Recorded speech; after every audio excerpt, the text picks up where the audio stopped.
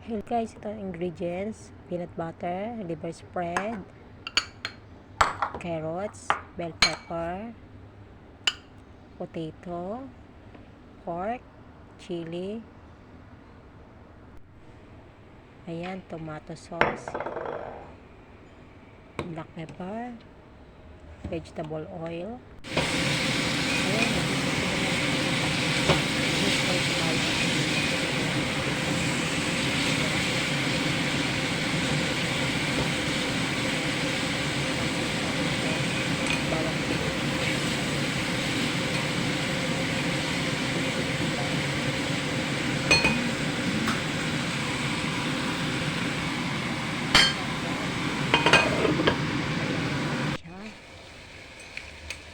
ayan, meron natin may halo-haloin. Ilagay na natin ang carrots. Kasi medyo matagal yung maluto yung carrots. Kaya anahin natin. Sunod ang patas. Medyo malapang yung sus ko. Sinisigil kasi ako eh. Yan, takpan natin. Nang maluto siya. Yan. Tapos sinuksan natin. Lagyan ng tubig. No cubes. Yan, halo-haloin para matunaw yung no cubes. Tapos nagdagan pa natin ng konting tubig kasi kulang yan. Kulang yung tubig. Konti lang. Mga 1 drum. Joke lang. Konti lang. Estimate nyo na lang. Yan, kailangan ganyan ang ano niya. Ang tubig niya. Pantay lang siya. Yan, takpan natin ulit. Ay, nilagyan ko pala ng tomato sauce. Tomato paste. Yan. Para magkakulay. Kulang siya. Medyo maputla. Kaya yung bote, nilagyan ko ng tubig. Sinaid ko yung tomato paste sa bote. Yan. Shake lang siya. Shake. Shake. Para-paraan. Diba? Para may kulay.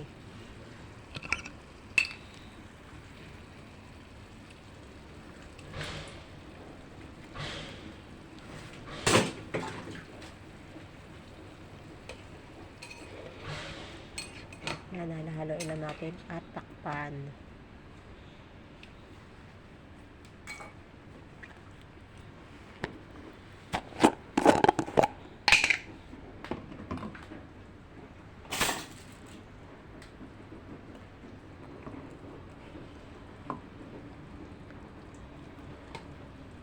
Nilagyan ko pala ng peanut butter. Excited naman akong takpan. Wala pang peanut butter. Ayan, nilagyan ko peanut butter kasi pampadagdag din yan sa lapot at lasa. Kasi iba peanut butter lang at saka breadcrumbs. Pag mga may handaan, mga malaking handaan, nilalagyan nilang breadcrumbs kasi palapat kasi yun. Mahal kasi ang liver spread. Mahal siya. Yan. Yan, nilagyan natin yung pag ganyan kulong-kulo na, saka natin ilalagay yung yung liver spread. Kasi luto na naman yung liver spread eh. Pang lang siya, pampalapot lang siya ng sabaw. Pag nilagay halo-haloin, kailangan ma-dissolve yung liver spread. So, ma-dissolve dapat siya.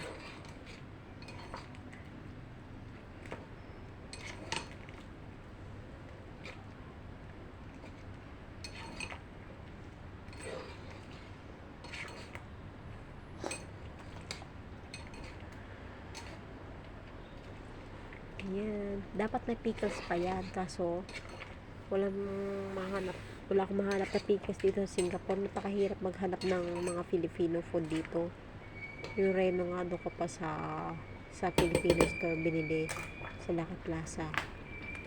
Wala namang Filipino store dito sa malapit sa amin. So, pupunta ka pa ng Paya-Lebar. Ayan, nilagyan ko na yung panimpla asin. Katumbas yan ay 1 teaspoon. Kasi napakaliit lang yan eh. Tapos paminta.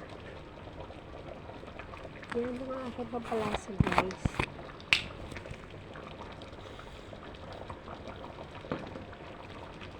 Yan, paminta. Depende sa inyo kung gusto nyo dalihin yung paminta, okay lang. Kung gusto nyo maanghang talaga, pwede naman. Tapos hindi ko na dyan nilagay yung bell pepper. Hindi ko na napakita na nilagay ko yung bell pepper. Yan, tinikpan ko. Tapos parang dismayado sa lasa, titikman ko ulit. Oh, wag na. Tama na pala lasa.